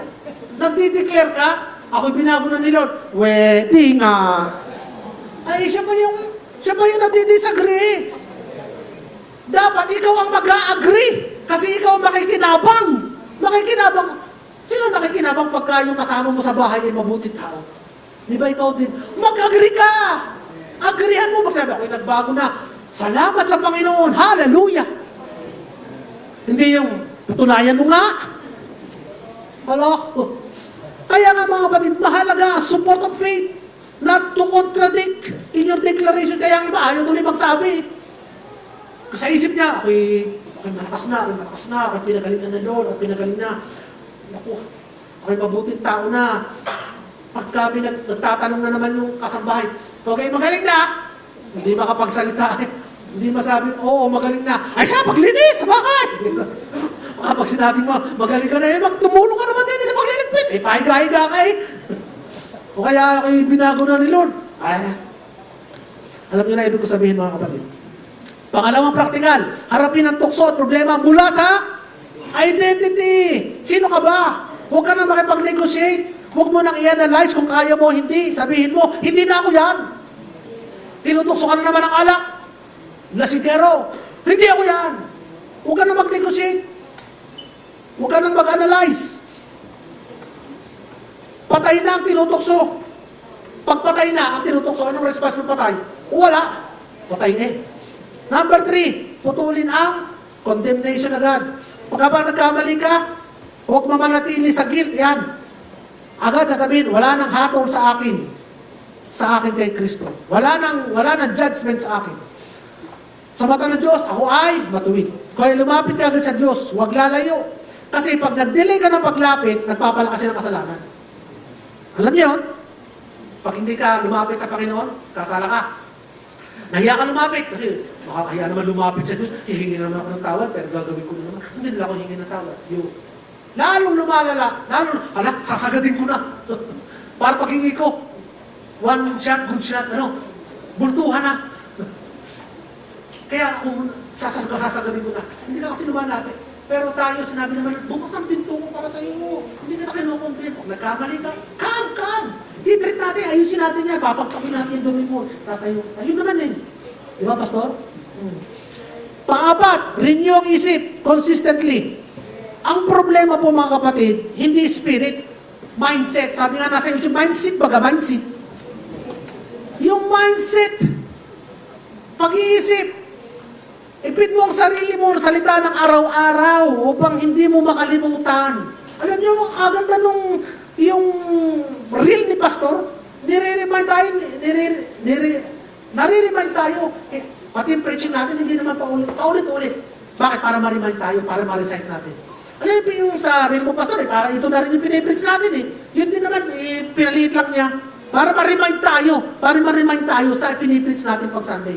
Kasi matagal ulit natin mapapakinggan. So kaya niya ginagawang reel para ma-remind ka ng small bites lang para pumasok ka. Yun pala. Kasi pag si Pastor Jinsa nag-preach ang haba, wala ka nang naiuwi sa haba. Pero pagka small bite, meron, sa araw na ito, yun. Tama-tama. Kaya, mga kapatid, mahalaga ang utak, mahalaga ang isip. Renew your mindset. Recite who you are. Recite nyo kung sino ka. Gusto mo maging pogi? Ako pogi. Gusto mo maging malakas? Ako malakas. Gusto mo maging matuwid? Ako matuwid. Ako tuwid na. May tuwid na. Gusto mo yumaman? Ako'y mayaman. Gusto mo malusog? Ako'y malusog. Sabihin yun. Kasi hindi naman sasabihin nila, di nga, Hindi sasabihin ng Diyos sa'yo. Kasi siya ang may sabi nun. Amen. Siya ang may sabi nun. Inuulit mo lang. Amen. So, panghuli, pang-5, live from acceptance, not for acceptance. Live from approval, not for approval. So, hindi ka hanap ng approval o ng acceptance. Approve ka na kasi. Accepted ka na ni Lord. Kaya relax ka lang. Hindi ka pressured. So, ano mangyayari? Enjoy your Christian life. Saan lalabas yan? Sa prayer mo. Maintindihan mo isang tao kapag hindi pa sigurado. Pag-prayer ka to, Lord, sana po patawadin mo ako. Sana po mapagpala mo ako. Pagpalain mo po kaming nagpapakatukha at nagpapakababa sa iyo. Yun ang panalangin ng mga taong ganito. Dapat sa prayer mo lalabas yung accepted ka na. Tinanggap na Diyos. Kaya ako nakakapag-pray na, Lord, salamat po sa mga pagpapala mo. Kasi alam ko na ako tinanggap na ni Lord eh. Salamat Lord, ang mga ano ko hindi mapapahamak at may magandang buhay. Ba't ko nasasabi yun? Mayabang ba ako? Hindi. Dahil sigurado ko approve ako kay Lord eh. At yung panalangin ko, dinidinig niya eh. So, hindi lamang sa prayer, pati sa service, sa paglilingkod. Yung iba kaya naglilingkod para maging katanggap-tanggap pa sa Diyos. Kapatid, katanggap-tanggap ka na sa Diyos, kaya ka makapaglilingkod. Amen. Kaya ka maglilingkod para mapagpala ka. Anak, pinagpala ka na ng Panginoon, kaya ka nakapaglilingkod. Tapos na lahat, sa pamilya, ganun din. And last, express mo si Kristo. Huwag i-perform ang Christianity. Ano bang ibig sabihin nito? Hindi ka victor, hindi ka actor. Ikaw ay vessel. Hindi ka artista. Ikaw ay container. Andiyan na sa iyo si Kristo. Hayaan mong si Kristo ang lumabas sa bibig mo, sa ugali mo, sa desisyon mo, sa relasyon mo. Ay, Pastor Des, paano ba ibig sabihin? Akala ko ba practical? Paano magiging practical yan? Kapatid, kapag ka ginawa mo yung step 1, ano yun?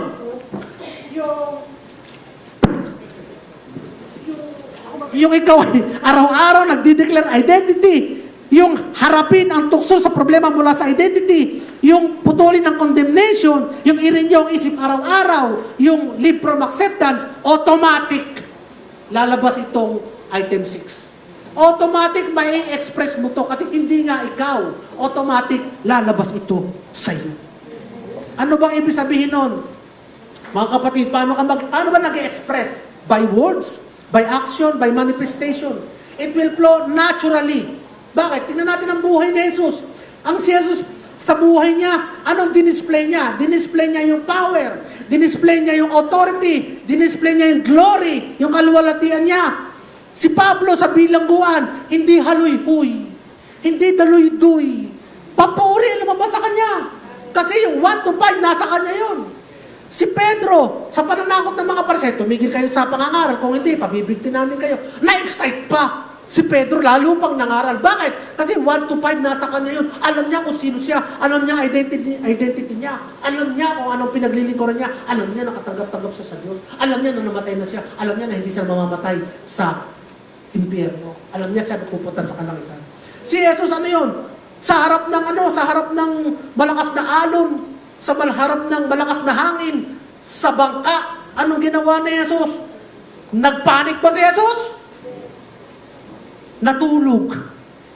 Natulog si Jesus. Bakit? Kasi sigurado siya sa kanyang identity. Papahamak ba siya ng ama? Sa gutom at uhaw, sa pagod, nag-complain ba si Jesus? Lumabas ba sa bibig ni Jesus yung complaint? Wala. Ano lumabas sa kanyang assurance? Sabi ni Jesus, I have the water that when you drink, you will not thirst. I am the bread from heaven. I am the bread of life. Sabi niya, kahit pagod siya, nakita niya, the harvest is plenty. Siya ba ay na-pressure ng 5,000 na mga ama, na mga lalaki na gutom, na sumusunod sa kanya? Na-pressure ba siya sa paghanap ng tinapay? Ano ginawa ni Jesus? Nagpasalamat sa ama. Assured siya kasi eh. Sure kasi siya eh. Sure siya ng kanyang identity eh. May sakit. Ano ginawa ni Jesus? Nag-condemn ba ito sa may sakit? Hindi. Nagpagaling lang. Pinagaling lang ang mga may sakit. Naawa lang. Sa harap ng demonyo, anong sinabi niya? Nangusap lang si Jesus. Nagpalayas lang siya. Bakit? Alam niya, siya ang commander ng mga demonyo. Aba, ano ang pastor dyan sa sinasabi mo? Blasphemy yan? Hindi, mga kapatid. King of Kings? Lord of Lords? Lord ba siya ng mga demonyo? Yes. Lord ba siya ng mga, king ba siya ng mga demonyo? Yes. Pero mga demonyo hindi ligtas. Kaya nga sabi ng mga demonyo, naparito ka na ba? Upang usigin kami, wala pa kami sa panahon. Kami na papuntahin mo na lang. Sino nag-utos sa kanila? Si Jesus. Ibig sabihin, wala nagagawa ito kung hindi inutos ni Jesus. He is the supreme ruler. He is the supreme power. He is the authority. Above all, alam ni Jesus yun. Kaya hindi siya nakipag-away. Hindi siya nakipag-argue. Nagsalita lang siya. Ganon ka rin, kapatid. That is your identity. Meron kang kaluwalhatian. You have the glory of God. Amen, mga kapatid. Sa harap ng mga sumisigaw, kung anak ka ng Diyos, bumaba ka. Ay, kung ako yun, anak ako ng Diyos, bumaba ka. Sige, baba. Paano to? Hindi. Ay, papatulang ko, ari. Ay, iniinsulto mo ang anak ng Diyos, ay, papatulang ko ito. Pero hindi ganun si Jesus eh. Compose pa, alam niya kasi purpose niya eh. Alam niya ang layunin niya eh. Alam niya ang identity niya, assume ang kanyang identity. Sa harap ng pagkatalo, talo na, namatay na, mamamatay na. Hindi nagpakita hindi umiyak si Jesus. Bagkus ang sinabi niya, it is finished. Father, into thy hand, I commend my spirit. Ibig sabihin, hindi ako talunan. I am victorious. Ginawa ko ito. Ako ang gumawa nito. Ako ang dumalo nito at ang purpose ko ay nagawa ko. Nagtagumpay ako. Ako pa rin ang may control. Mga kapatid, yan ang buhay na bagong nilalang. Yan ang buhay mo, kapatid. Yan ang buhay na lalabas sa iyo. Buhay na alam mo kung ano ang identity mo. Ikaw ba ay mukhang basang sisiw pag may problema? Mukhang basahan pag may problema? Kung kailan may problema, tsaka gulo-gulo ang buhok, para mas mukha lalo kaawa-awa, ang mga damit nakalaylay, para magmukha. Hindi, kapatid, may glory ka, may kaluwalhatian ka. Kahit may problema, nakangiti ka, ang ganda ng ngiti mo. Kasi may glory ka. Yan yung glory na re-reflect sa isang taong matagumpay. May glory. Masarap ka pa rin ba kasama pag may problema? Ha? O ikaw ay pabigat na? Ang iba kasi pag may problema, hindi na masarap kasama, pabigat na. Pero kapatid, ang taong may glory, may kaluwalhatian, kahit may problema, masarap kasama. Masarap pa rin magsalita, may buhay pa rin na sinasabi, may pag-asa sinasabi, hindi nawawala ng pag-asa sinasabi, kaliwanagan na sinasabi, kasiyahan, nagbibigay buhay. Mga kapatid, kasi may kaluwalhatian ka. Kasi nga, ang buhay mo ay buhay ni Kristo. Kasi nga, si Kristo ay nasa sayo. Kaya nga, kasi ko yung buhay dahil yung buhay ni Kristo nasa sayo. Amen, mga kapatid. So, disappointment ba? Disappointment ba o expectation of miracle ang makikita sa mga sayo pagka nasa sitwasyon ka? Expectation of miracle. Kapatid, nag-expect ka ba ng miracle? Taas nga kamay dito nung naghahanap ng miracle. Ayaw nyo ng miracle, kapatid? Taas nyo, sabihin nyo. Nakatingin si Lord. Ay, ayaw ng miracle ng iba. Ayaw. Alam nyo, si Lord, sabi niya, okay, you will get what you believe. Kaya nga, series natin, maniwala kayo. Dapat maniwala, kapatid. Huwag nyo hayaan na yung pinipreach dito, ay nasayang na nga oras nyo sa isang kalating oras ni Pastor James. Tapos uuwi pa kayo lang, hindi kayo naniniwala. Sino talo? Talo. Sana mga kapatid. Kaya dapat, paniwalaan nyo, tanggapin nyo. If you believe in miracle, expect miracle. Ano ang miracle na kailangan mo ngayon? Ikaw na lang bahala. Kayo na ni Lord ang bahala. Basta sinasabi na, settled na. It's done. It's sealed. You have died, and now Christ lives in you. You have a new life. Amen? Kaya, asa ng glory, kung ikaw iyak ng iyak, Ikaw ay daing na lang ng daing, ngal-ngal ka na lang ng ngal-ngal, nasa ng glory. Walang glory yan. Lumalabas sa'yo ang life of Christ. Yung abundant life. Yung buhay na buhay. Yung punong-puno ng buhay. Remember, ang dating ikaw natalunan, namatay na. Kasama ni Jesus sa krus. Upang mabuhay ang bagong nilalang na pinagpala niya, biniyayaan niya. Buhay na walang hanggan. Amen mga kapatid. Amen. Take away. Sabi ng iba, sinabi ko take away, sabi ng iba, thank you Lord. Patay ng dating ikaw, kaya mamuhay ka ngayon mula sa buhay ni Kristo na nasa sa iyo. Amen. Hallelujah. Palakpakan nga natin ang Panginoon. Hallelujah Lord. We deserve all the glory and praise. Salamat po Panginoon. Ikaw na patuloy po, Panginoon, na nagbibigay sa amin ng kalakasan, karunungan, kaalam, revelation po, Panginoon, ang nangusap sa umagang ito. Sapagkat ayaw mo kami, Lord God, na madaya ng kaaway. Ayaw mo sabihin, ayaw mong tumanggap kami ng kasinungalingan ng kaaway upang sabihin, ikaw na may mahinang Kristiyano. Ikaw na may talunang Kristiyano. Ikaw na may Kristiyanong walang impact. Ikaw naman ay Kristiyanong walang buhay. Bagkus, Lord God, aalsin namin sa aming lumang pag-iisip ito, sapagkat kami nabubuhay sa bagong pagkataong nilikha mo, na katulad mo, kawangis mo, puspos ng biyaya, puspos ng buhay, sapagkat ikaw, Kristo, ang nabubuhay sa amin. Ano ba ngayon ang kulang? Wala na. Tinatanggap namin ang lahat ng pagpapalang bigyan sa amin. Unang-una na ang buhay na walang hanggan. Ikaw, kapatid, na nanonood yan sa video. Ito ang oras ng pagliligtas. This is the day of your salvation. Hindi ito chance lamang na narinig mo ang pangaral na ito. Kundi ito ay panawagan sa iyo sapagkat nais din ng Panginoon na kayo makapiling sa isang buhay na puspos, ligligat na guupapaw. Buhay na walang hanggan. Simple lamang ang makasama Kanya sa Kanyang kamatayan. Papaano ito? Sa pamamagitan ng pananampalataya. Sa pagtanggap sa Kanyang ginawa para sa iyo. Sabihin mo ang maisip panalangin ito. Panginoong Jesus, ako po isang makasalanan na masusunog sa impyerno dahil sa mga kasalanan ito.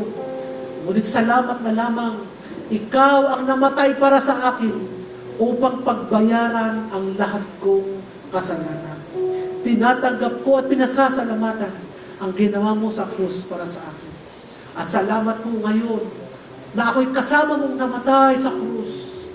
At dahil ikaw ay nabuhay pagkalipas ng 3 araw, kasama rin mo rin akong nabuhay nung ikaw ay nabuhay. Binigyan mo ako ng buhay, buhay na walang hanggan, at nanahan ka sa akin bilang aking buhay. Salamat po, Panginoon, sapagkat ngayon nakasulat na ang aking pangalan sa aklat ng buhay. Pinasasalamatan kita at tinatanggap ito sa pangalan mo, Jesus. Amen. Lord, salamat po. Kilala mo po ang taong yun. Kilala mo po ngayon. Even kahit anong oras niya mapanood ito, anong panahon, saan man sitwasyon mapanood ito, ito'y salita mo. Sapagkat salita mo ito ay may bisa, may kapangyarihan, may otoridad, at may buhay. Kaligtasan ngayon ang nasa sa Kanya. Kung anong pinangako mo, iyong tinupad sa pangalan ni Jesus. Salamat po, Panginoon, sa amin na nakapakinig ng iyong salita. Kung hindi pa namin naunawaan, hayaan mo na patuloy kang mangusap sa amin.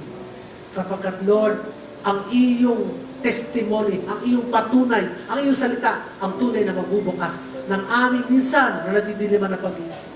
Subalit kami ng mga bago nilalang mo na po, Panginoon, may bago ng isip na handang tumanggap ng iyong lahat ng karunungan. Salamat po, Panginoon, sa iyong papuri, sa iyong pasalamat. Sa pangalan ni Jesus. Amen. Amen. Amen. Tayo po idadako sa pagpiraperson ng tinapay.